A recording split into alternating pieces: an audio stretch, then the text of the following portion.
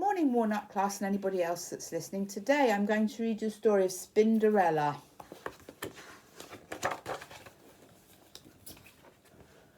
The children of Scuttleton Primary School were eating their dinner, fish fingers, potatoes and peas. High up above them, the spiders of Scuttleton Primary School were eating their dinner, flies, flies and flies. "How many flies have we got today, Mum?" asked Spinderella, the smallest spider. "Lots," said Mum. "Loads," said her brothers and sisters. That's not a number," complained Spinderella. "Never mind about numbers. Eat up your flies," said Mum. After dinner, the children went out to play football. The spiders swung down to watch. "What a tackle!" they cried, and "Yippee!" The children scored a goal after goal. "How many goals is that, Mum?" asked Spinderella. "Lots," said Mum. "Loads," said her brothers and her sisters. Spinderella sighed. "What a family! How will I ever learn my numbers?" When the children had gone home, Spinderella said, "Why don't we play football?" "Don't be silly," said her biggest brother Speedy. "We haven't got a ball," said her second biggest brother Scrabble. "I can see a pea on the floor," said Spinderella. "We can use that." Mum chose Speedy and Scrabble as the captains of each team. Nearly all the spiders decided to join Speedy's team because he was the fastest runner. Speedy's team scored all the goals. "It's not fair," the spiders on Scrabble's team shouted. "Yes, it is. You're just jealous," shouted the spiders on Speedy's team. To make things worse, the spiders hurt their legs kicking the peas. Before long, they were all quarrelling, moaning and kicking each other instead of the pea. Mum had to blow her whistle.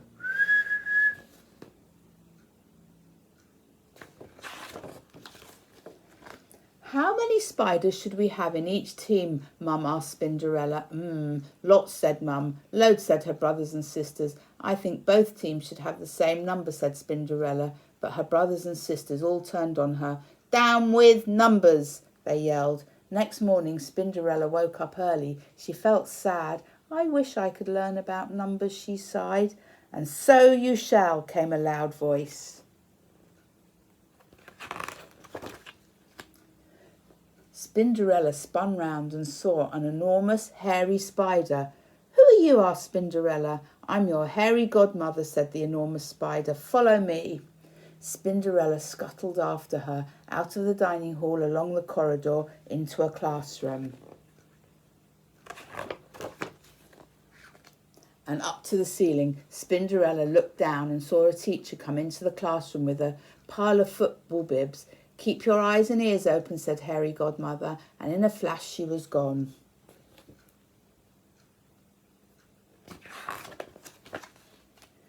"Now, I want you to count yourselves," said the teacher. "There should be 20 of you, but let's check." Then came the most wonderful sound. The children took turns to shout out a number from 1 to 20. Spinderella swung joyfully backwards and forwards in time to the counting.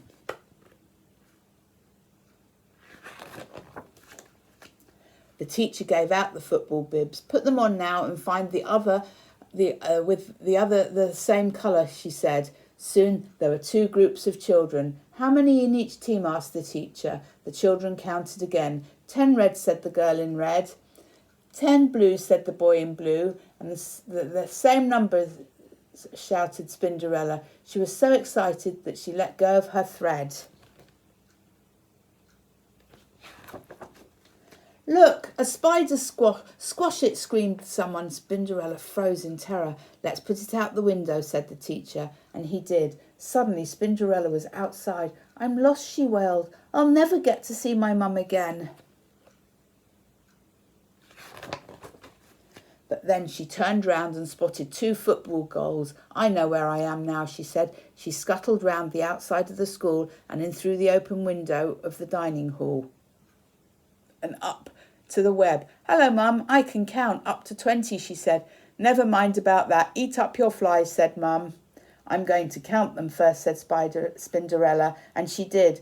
I've got 14 flies, she told her brothers and her sisters. So what, they said. Down with numbers, up with flies and football.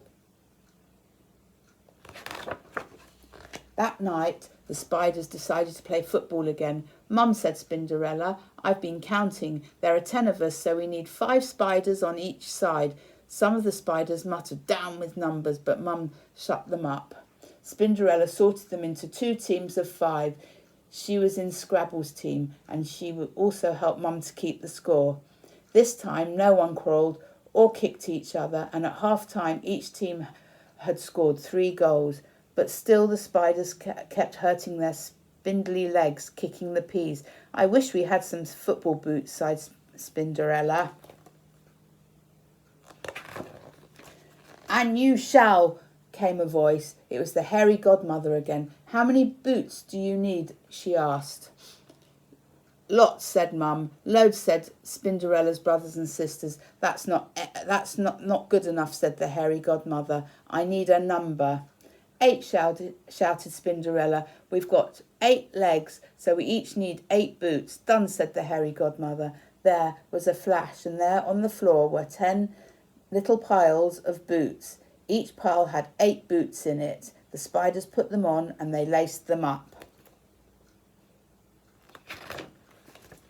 Then they had a wonderful second half. They scored goal after goal, and the hairy godmother clapped and clapped.